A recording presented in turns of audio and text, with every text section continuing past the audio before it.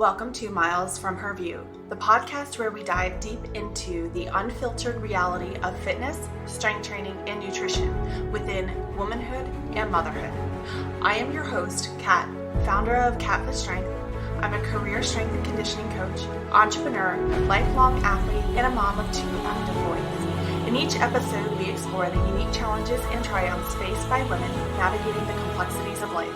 From juggling family and career to prioritizing self-care, we dissect the systems and the habits that shape our health and wellness. Join us for real stories, authentic advice, and genuine conversations as we empower each other to embrace our journeys and find strength in vulnerability.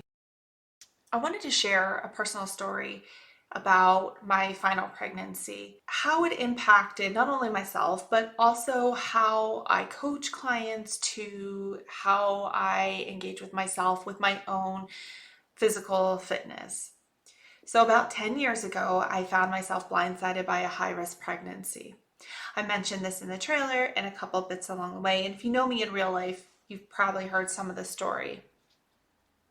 It is something that I never expected. Hence why I was blindsided. My first pregnancy was, dare I say, a textbook pregnancy, nothing really alarming, just the normal things that came about. And, he did wind up becoming a C-section delivery due to other things, no complications. He just refused to enter the world. And after laboring for a couple of days, the doctors needed to intervene because of safety reasons and ensuring that both he and I were healthy. Cleared for VBAC, we get pregnant. I get pregnant with second child. And as soon as we got that positive pregnancy test, we found ourselves in the ER, thinking that we were going to be miscarrying this child. Well, turned out there was a strong flickering heartbeat on the ultrasound. However, we were then met with the news that there's less than a 10% chance this pregnancy is going to make it out of the first trimester. And there's a twin that is vanishing. And hopefully it does not move. It hopefully stays where it's at, or else the whole pregnancy would have to be terminated due to potential of ectopic pregnancy just based on where it was. None of that happened. Unfortunately, yes, the twin did vanish. As it was already showing, there was no heartbeat. We were both kind of shocked, oh wow, twins. Twins don't run in the family, but they don't need to in order for you to have a twin pregnancy. So we made it out of the first trimester, and we were like, cool. We got all the hurdles over with in the first trimester, and now, I was blindsided again by some issues that have come up.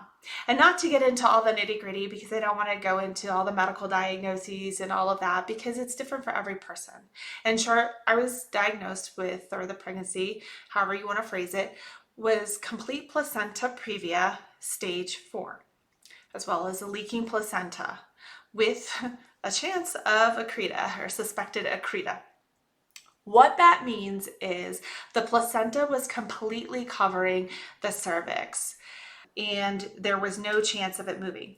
There was also suspected accreta, where they couldn't quite tell from the ultrasound if the placenta was growing into the uterine wall, which is not supposed to. There's supposed to be a space between the placenta and the uterine wall, so that upon delivery, the placenta clears nicely and nothing is attached or causes any tearing in the uterine wall. Then there was the aspect of the leaking placenta. What that meant was my son's nutrients and blood was essentially leaking in, for lack of better terms, leaking into my bloodstream. So it caused my alpha fetal proteins to be high, which looked like it was spinal bifida. It was not that. His spinal cord was fully intact and closed. However, the alpha fetal proteins were high in my bloodstream. What that meant was bed rest. So here I was, completely on bed rest. This was hard. It was something that I had a toddler. I'm an active person. I was very active through my first pregnancy. It's not that I don't like to sit down. I am an active person and I do enjoy resting and relaxing, but moving my body hasn't always come natural, but it's something that I do really enjoy and I crave. But here I was needing to be on the couch. Because if I hemorrhaged, I would then either, two things would happen. I would be definitely in the hospital until the birth of my child, or if I hemorrhaged, there was a significant chance that I would lose my child and my life would be at stake. So here I was on bed rest, having to change completely how I parented my, at the time, 2-year-old son, running a business. It was so mentally frustrating to do that. It is something when you can't move your body and you are someone who is used to moving your body or challenging your body, it's really hard to stay still. And I had to learn of ways to not just entertain myself, but how could I get movement in when I wasn't allowed to move? I could get up, utilize the toilet, I could shower, I couldn't pick up my child, I had to limit how many times I walked up and down the stairs, I couldn't grocery shop, I couldn't push a cart, I couldn't push a stroller. There were other things that I just couldn't do because what would happen is if I stressed my body too much, yes, I risked hemorrhaging. Number two, I was also experiencing contractions starting around 14 weeks. So it was like, I'd start getting lots of cramping. And then as the pregnancy progressed, they moved into more of that Braxton Hicks to sometimes a little bit like painful contractions just because of the stress and the nature of the pregnancy. So it was, you had to be on bed rest, relaxed, fully hydrated. You couldn't, do chair workouts or do any of the creative things. It was on the couch, nothing else. Let me tell you, watched a ton of kids shows and I felt horrible. Here I am, my kid loves being outside. We would do nature walks. We go to nature preserves every day after preschool.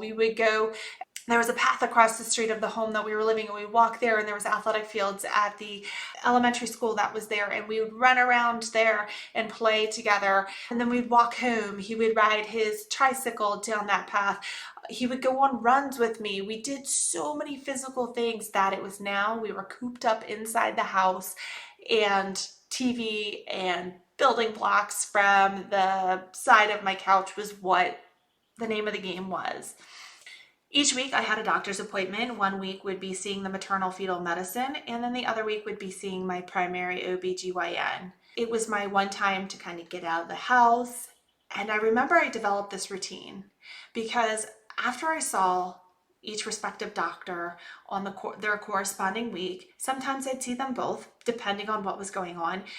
The news they would share wasn't always the best. It was, things are getting tougher. We're not sure how long this pregnancy is going to last. It just seemed very bleak. So what I would wind up doing is go down to the cafe in the hallway and I'd sit there and I'd order myself a chocolate milk, a burger, and sweet potato fries and just sit there and eat. Sometimes I would order it and I wasn't even hungry because it was just my routine to sit there and digest mentally what they had told me and how could I go home and share the news with my husband and then look at my older son and be like, Mom is becoming more limited, and tell my husband, I don't know if we're ever going to meet this child. My life is in danger.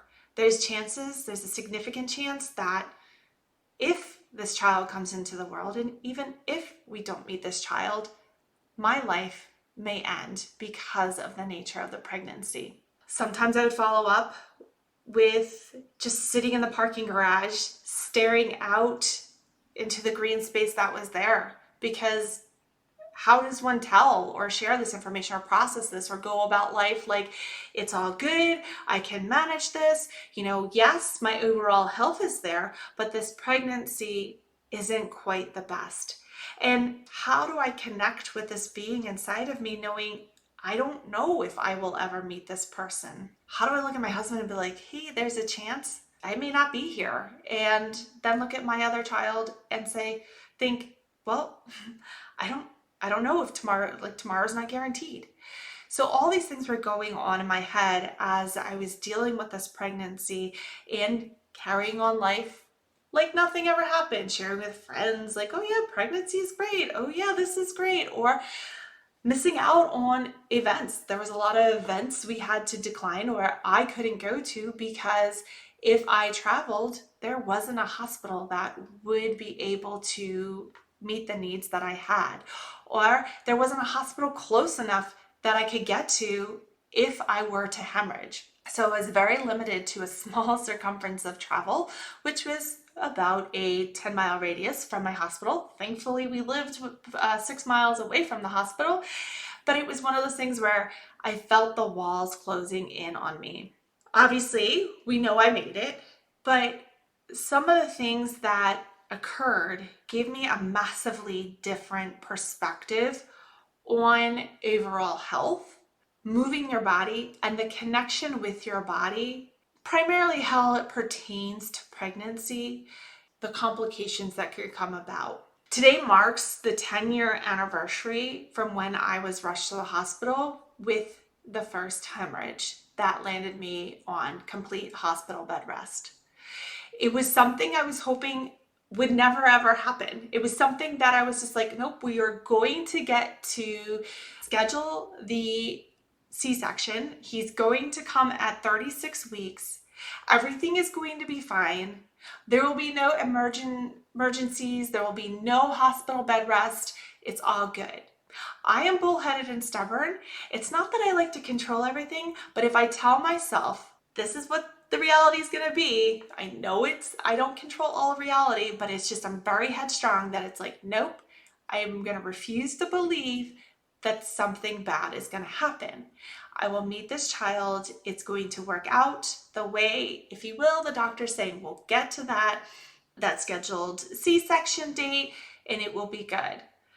This was after, oh my goodness, I knew everyone in labor delivery by name. They knew me. I pretty much had my own space where I'd go in primarily after an appointment because the contractions were getting too close and they weren't sure, and do all the non-stress tests, monitor me for a little bit. Then I'll never forget the day they celebrated the viability. They're like, if you were to have him today, he is going to be able to live. We've reached that mark. All that to say is that day when the hemorrhage happened is the day that I went, I'm going to say internal, where I knew I could no longer put on this happy face for everyone and just focus on everyone else's needs. It was, there is a strong chance that I am not going to make it through this delivery. And there's also a strong chance I'm not going to meet this child. I don't know when or what is going to happen. I refuse to be taken to the hospital in an ambulance. Couple reasons why. One, my OBGYN was brilliant. She was phenomenal. Gave me her personal cell phone. We talked it over. She was the first person I called, as well as she called the hospital. And as I sat there, I saw my son. I looked in his eyes, and I couldn't have EMTs and all of that storm in here and take his mom. I also knew I needed my husband to drive me to the hospital because I needed to control whatever I can control, knowing that somehow that would provide me safety. So we drove to the hospital. I also refused to sit in the wheelchair. Thankfully, they were nice and they followed me up. I walked up while hemorrhaging because it was just that final piece of control, knowing when I got into the hospital and I was there, things were going to happen outside of my control, because that is what tends to happen in medical settings. Yes, I had some advocacy, but in the end, they were going to do whatever it took to save my life and the baby's life. We get in, doctors coming in and out. I have multiple IV lines started. There is, oh my goodness, I don't even know how many shots of whatever I was getting. It was overwhelming. But to kind of speed this up, thankfully, he didn't come that night. I remember I got to a point where I was so overwhelmed that I kicked everybody out. I grabbed my husband's hand and I squeezed it so hard, and I was like, I can't do this. I can't do this. I need everyone out. I can't do this. And he looked at me and I was like, I need everyone out. Like, I was panicking. It was too much. It was all happening too fast between I think every single doctor in the hospital probably came in. I don't even remember half the specialties. It was, hi, I'm this doctor, I'm part of this department, and this is what you can expect. And if the baby's born here, da da da da, and giving me all these stats. And I was like, oh my goodness. And I just remember when the room calmed down, there was one other nurse and my husband in there. I just remember crying and being like, he can't come tonight. This is not how it's supposed to happen. He cannot come tonight. After that, everyone started coming back in, but at a slower pace. I think they probably realized, or maybe the onslaught of doctors had already come, so nobody else needed to come in. I think they probably realized she's overwhelmed, we're overwhelming her. Whatever the case may be, they set it down. I stayed in labor and delivery overnight, and then I got checked into my room that day, or the next day. And it was one of those things where it felt weird. I'm here in the antepartum where you go after you have a baby, but yet I'm still pregnant. So everyone who came in was like, congratulations, you had the baby. And they're like, oh no, you're still pregnant. And I'm like, no, still pregnant, just on bed rest. And it felt weird because I felt good. Here I am in the hospital, despite having contractions, things I've been dealing with since week 14 with the pregnancy, on bed rest. Nothing has changed except the four walls that surrounded me, and my husband and my older son were no longer around me, I'm going to say 24/7. So it felt weird. I'm like, I shouldn't be in the hospital, because we have this concept of if you are sick or badly injured, you're in the hospital. But here I am. I have my health where I'm not sick, and I have energy. I want to move around, but I have to stay in bed.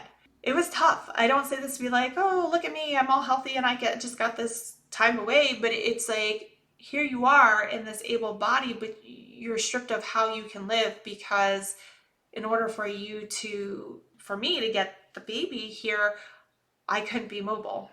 Kind of the days go on, and the hardest part was to say goodbye to my son every single day, with the context of, I don't know what could happen in the next, hour or two or 24 hours. And will my husband be able to make it back, or will he be able to be in the delivery room when our son is born? That kind of went on for a couple of days, and I'll never forget the one day where, every morning there was a team of doctors that would come in and they would discuss, okay, hey, how you feeling? Here's your stats, this is what we're looking at based off of this ultrasound. It was a very highly complicated C-section. It wasn't just a routine, quick incision, pull the baby out, yada, yada, yada. It was, when they did the incision, there was a lot of complications because there was major veins that were around where the placenta was. So they had to make sure they made the incisions in the appropriate places, not only to get him out safely, but also to prevent hemorrhaging. But this one day, one doctor came in and he was carrying a manila folder, and he came in and he sat down, started to make small talk, and I'm like, this is weird. Where was everyone? That was the day where hospital regulations, protocol, whatever you want to say, I had to essentially sign my life away. Where he presented me with the facts that I have less than a 40% chance of making it through the delivery, and that I acknowledge the sole purpose of the doctors to be there is to deliver a baby healthy, and then to work on me. OBGYNs are there to bring the baby into the world.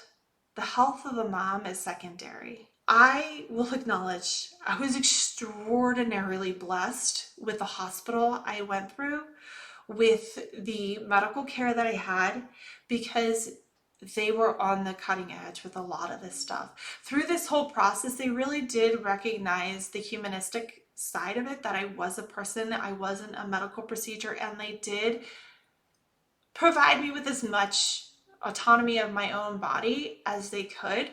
And for the most part, I did feel, dare I say, a valued member of my healthcare, or part of the healthcare team. But it was that stark realization that the doctors are there for my son, and there's not that many people there for me in this emergency environment, that it could be minutes or seconds and my life could be done. And here I am trying to build on my family and bring a child into the world in a medically complex pregnancy. There's no essential plan. All the focus is on the baby. And that really, it's mentally just warping. It's like, oh my goodness, what about my other son? What about my husband? Will I even be able to meet? Like, if something happens to me, will I even be able to meet my son? Will he know me? There's so many things that go on and go through your mind. And then there was, do I tell my husband? And I will say, I actually never told my husband until about a year later. Whether that be right or wrong, it is what it is. For me, I couldn't bear having that conversation. And I feel like for me, it was speaking it out loud and saying that was too much to handle. Where I had already felt very succumbed to the situation, even more of that emotional load would have just exhausted me. And I didn't want him, he's my rock. I'm sure he could have handled it. I no doubt know he would have been fine. But looking to him, I didn't want to see the thoughts in his eyes of, is this the day I say goodbye to my wife? And maybe it was selfish for me, and I totally accept that. But I handle seeing that look on his face or that worry. I needed him to be steadfast and confident wherever he was during this whole delivery. I couldn't have that pre-delivery conversation with him. We're in the final hemorrhage. It all happened so fast. There was so much going on. There are only a few key points. And then there were multiple complications that I did have. Again, obviously I'm here, so I made it through. My son is here. We both made it through. It was not easy. It's one of those things when you go through a complication that is completely out of your control, being in a healthy body really develops this mistrust between you and your body connection. I'll never forget when I was clear to start moving my body and challenging it again. And for the first time, I didn't feel at home in my body. You know, I went through the postpartum recovery with my older son and things felt different, but I still felt like I had lived in my body. I felt like, yeah, okay, I could feel this, I'm going to say ambiguous space in my abdomen from where he was. It was squishy, it was different, you know, things felt different, but I was able to get me, or that lived, I'm like still living in my body sense there.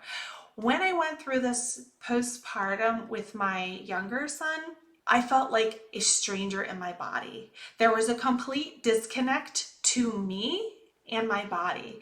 And I can't really articulate why this happened. I don't know if it was the nature of the high-risk pregnancy where I don't want to say disowned my body, or the fact that I had been immobile for a really long time.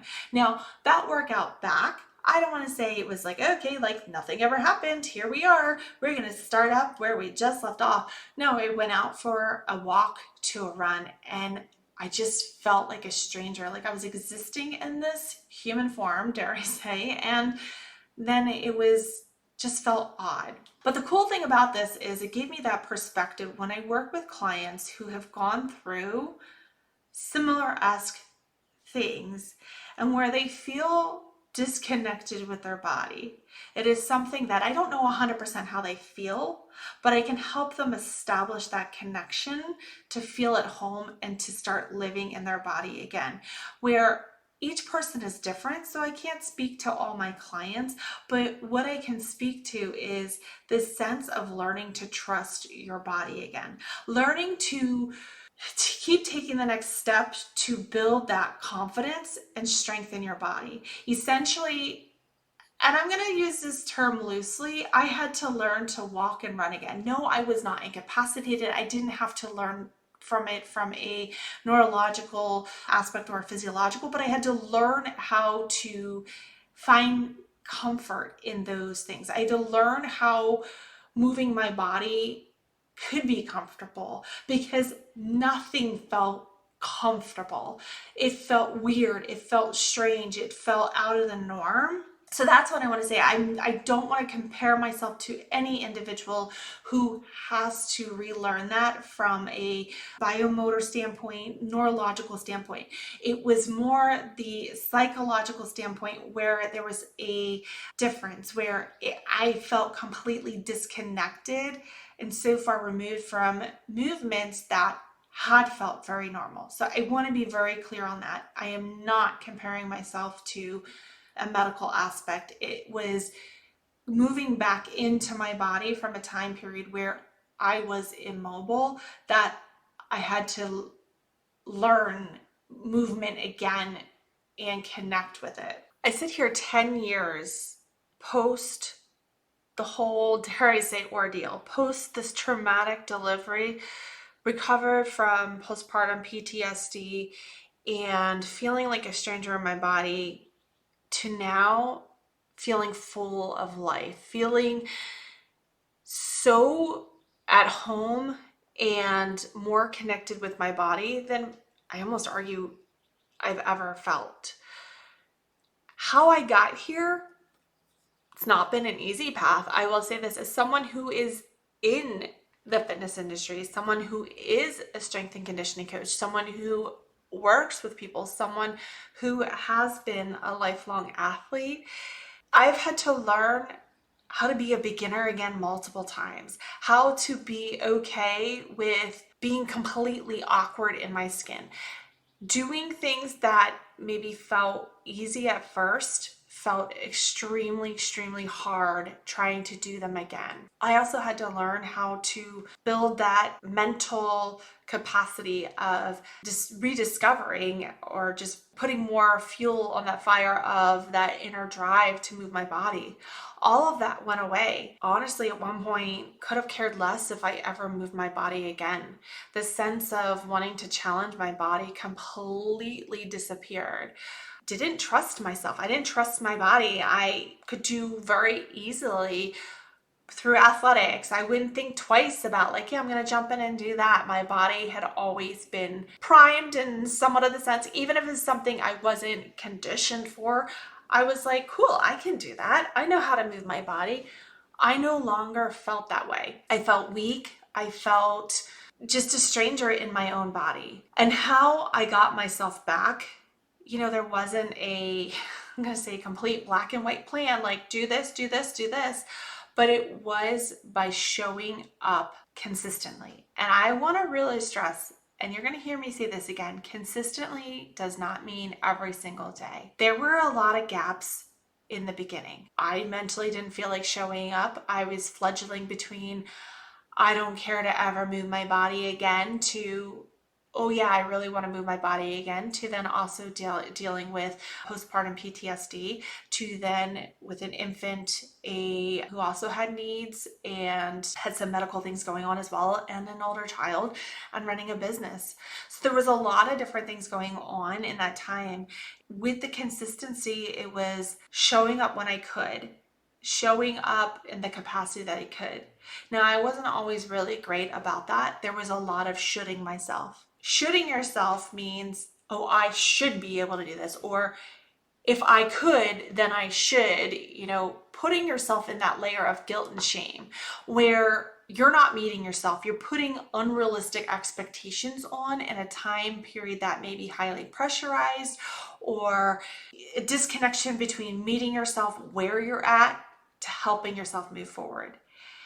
And had I not had that stumbling, those breaks and those times, I don't think it would have provided me with the insight and the compassion I have for clients.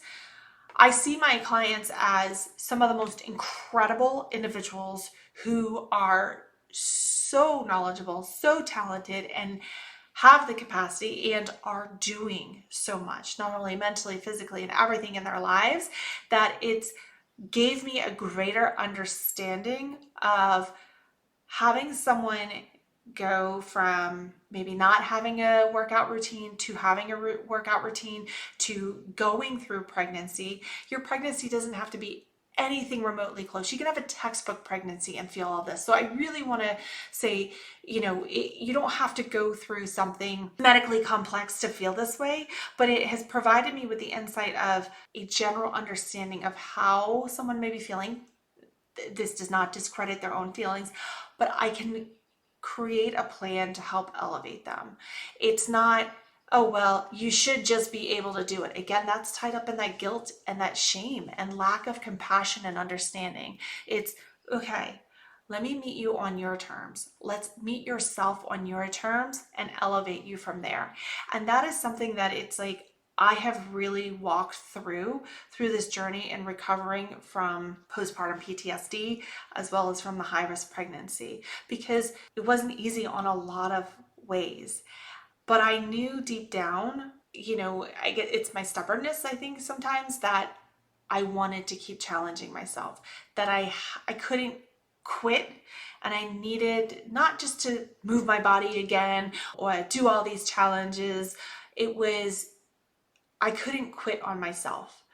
And that stems from the first workout that I did. I was trying to run, and I remember, probably out of sheer exhaustion and just overwhelm. And at the time I didn't realize it, but I was in the throes of postpartum PTSD. I was having flashbacks that would happen.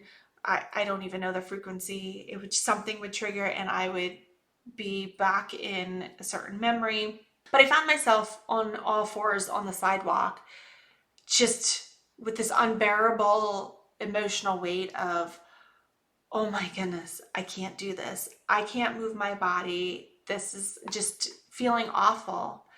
And this little tiny voice down inside says, you're worth it. And I'm like, I just want to curl up here and just cry and be done. Like, it was exhausting.